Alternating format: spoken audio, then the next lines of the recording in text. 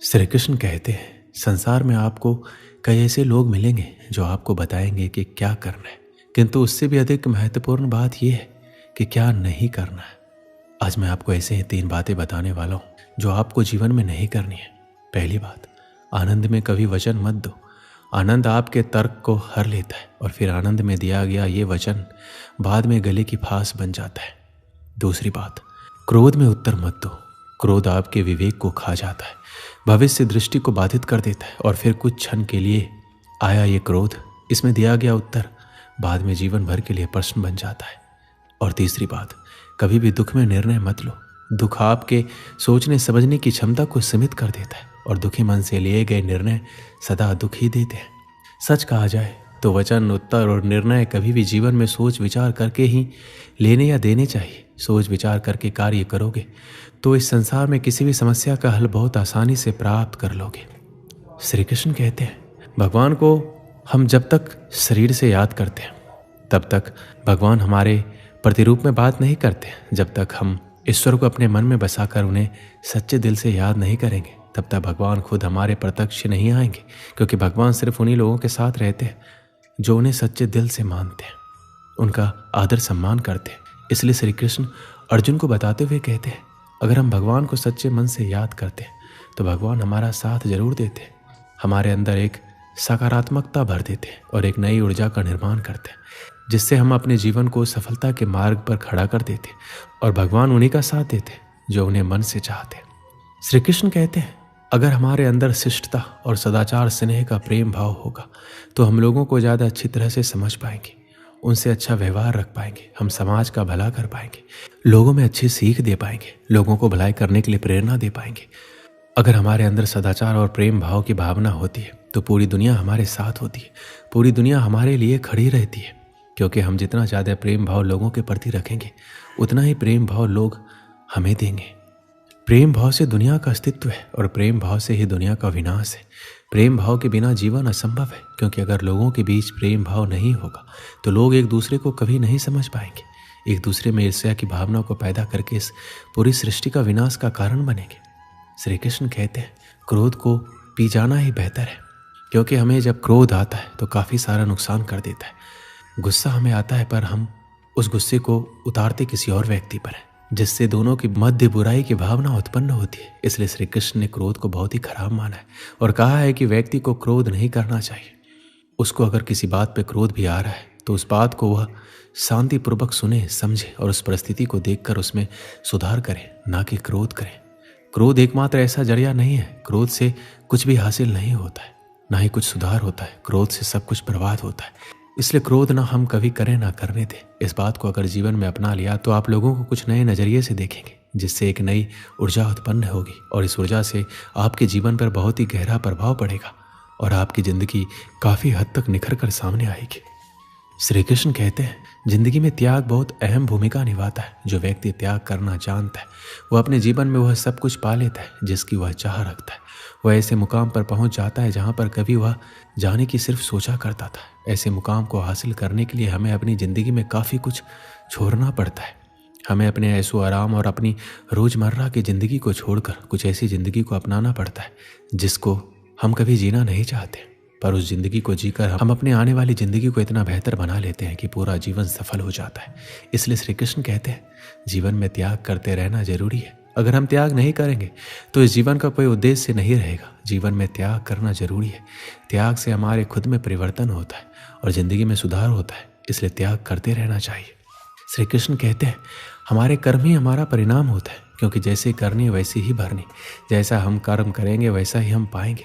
जीवन में कभी भी लक्ष्य को प्राप्त करना हो तो व्यक्ति 2 भाग साथ लेकर चलता है। पहला अपने लक्ष्य को पाने का निश्चय और दूसरा अपने लक्ष्य तक पहुंचने का मार्ग। सब यही करते हैं, किंतु सब अपने लक्ष्य को प्राप्त नहीं कर सकते। क्यों?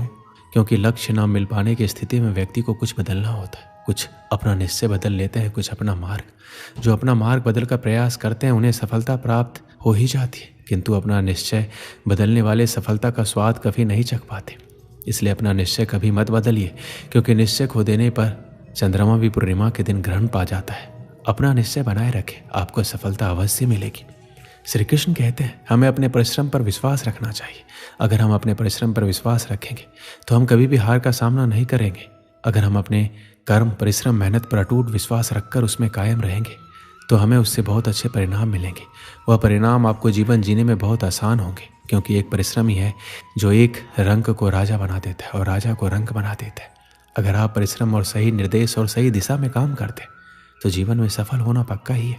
पर अगर आप अपने परिश्रम पर विश्वास नहीं रखते तो उसमें आप धोखा करते हैं, तो आप याद रखना कि आप धोखा भी खुद के साथ कर रहे हो। इससे ना ही किसी और की ज़िंदगी बनेगी और ना ही कुछ होगा। आप धोखा करोगे तो खुद के लिए। इसलिए अपने परिश्रम पर इतना विश्वास रखें कि आप जो कर रहे हैं वह आपको एक ऐसा परिणाम दे जिसकी आपने कभी अपेक्षा नहीं की होगी। बहुत समय पहले की बात है, जंगल के किनारे एक छोटा सा गांव था। जंगल में जंगली जानवर बहुत अधिक मात्रा में थे, इसलिए गांव के लोगों को पेड़ पर चढ़ने का ज्ञान होना अति आवश्यक था, ताकि जंगली जानवरों से सामना होने पर वो पेड़ पर चढ़कर अपनी जान बचा सके। जो लोग जंगल में लकड़ियां काटने जाते थे उनके जंगली जानवरों से दो चार होने की अधिक संभावना थी, इसलिए वो लोग पेड़ पर चढ़ना अवश्य सीखते थे। उस गांव में एक बुजुर्ग सज्जन रहा करते थे। सब लोग उन्हें बाबा बुलाते थे। वो पेड़ पर चढ़ने की विद्या में माहिर थे और लोगों को पेड़ पर चढ़ने का प्रशिक्षण दिया करते थे। गांव के अधिकांश लोग उनसे ही प्रशिक्षण प्राप्त करने जाया करते थे। एक दिन बाबा ने उन युवकों के समूह को बुलाया जिन्हें वो पेड़ पर चढ़ने का प्रशिक्षण दे रहे थे। वह उस समूह के प्रशिक्षण का अंतिम दिन था।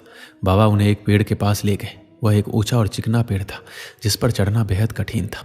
बाबा युवकों से बोले, आज तुम्हारे प्रशिक्षण का अंतिम दिन है। मैं देखना चाहता हूँ क्या तुम लोग पेड़ पर चढ़ने में माहिर हो गए हो। इसलिए मैं तुम्हें इस चिकने और ऊंचे पेड़ पर चढ़ने की चुनौती दे रहा हूँ। यदि तुम सब इस पेड़ पर चढ़ने में सफल रहते हो तो दुनिया के किसी भी पेड़ पर आसानी से चढ़ सकते हो। बाबा की बात सुनकर सभी युवक उत्साहित हो गए। वो पेड़ पर चढ़ने के लिए एक पंक्ति में खड़े हो गए। सबसे पहला युवक पेड़ पर चढ़ने लगा और बड़ी ही आसानी से पेड़ पर चढ़ा और फिर नीचे उतरने लगा। उतरते समय वह आधे रास्ते में था। तब बाबा बोले, सावधान, आराम से संभल कर उतरो, कोई जल्दी नहीं है। उस युवक ने वैसा ही किया। वह आराम से सावधानी से नीचे उतरा।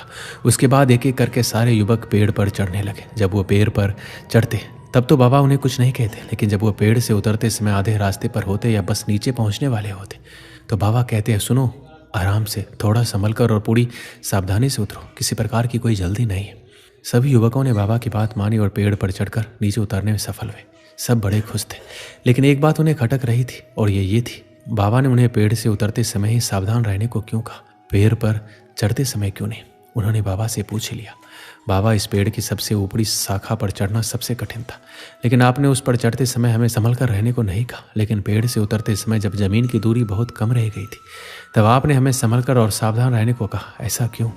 बाबा बोले, देखो, पेड़ की सबसे ऊपरी शाखा पर चढ़ना बहुत कठिन है, ये मैं भी जानता हूँ और तुम भी। इसलिए मेरे बिना बोले ही तुम पहले से ही सतर्क थे।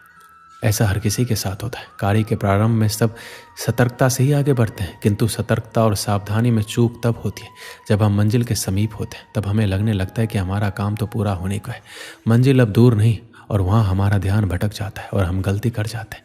इसलिए हमेशा याद रखो कि मंजिल के नज़दीक पहुँचने और यथार्थ में मंजिल पर पहुँचने में बहुत फ़र्क है। युवकों को बाबा की इस बात से जीवन की एक बड़ी सीख प्राप्त हुई।